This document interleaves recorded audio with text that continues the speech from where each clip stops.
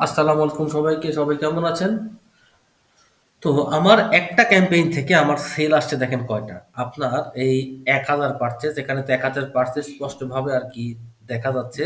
এখানে আমার ৩২৩ টা আছে। ঠিক আছে?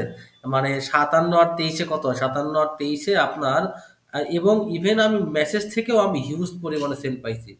ঠিক আছে? আমার এখান থেকে আপনার আরো সেল আসছে কয় ৫৭ আর ২৩ এ কত হয়? ৮০। ঠিক আছে?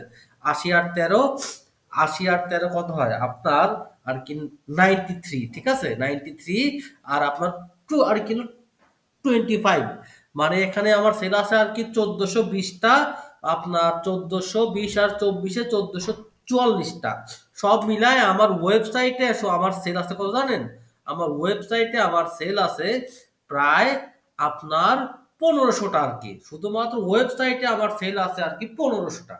এর বাইরে আমার হোয়াটসঅ্যাপ দিয়ে আমার টোটাল সেল আছে আপনার আর কি হলো ১৭৮০ টার মতো আরকি এখন পর্যন্ত কনফার্ম হইছে আরকি। তার মানে যদি আমি হিসাব করি, আমি যদি ক্যালকুলেটরে হিসাব করি আমার কত আসে দেখি।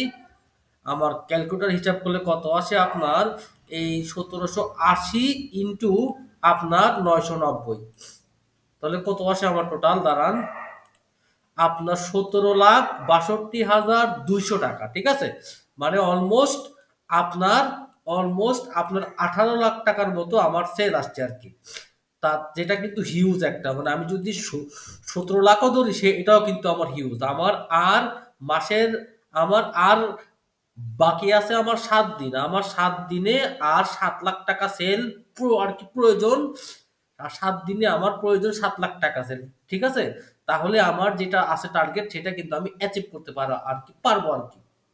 তো দেখা যাক অ্যাচিভ করতে আমি পারি কিনা, এবং এই আইডিয়ার সম্পূর্ণ প্ল্যানিং স্ট্র্যাটেজি আমি সম্পূর্ণ আপনাদের সামনে আর কি তুলে ধরবো আর কি। সবাই ভালো থাকবেন। আসসালামু আলাইকুম।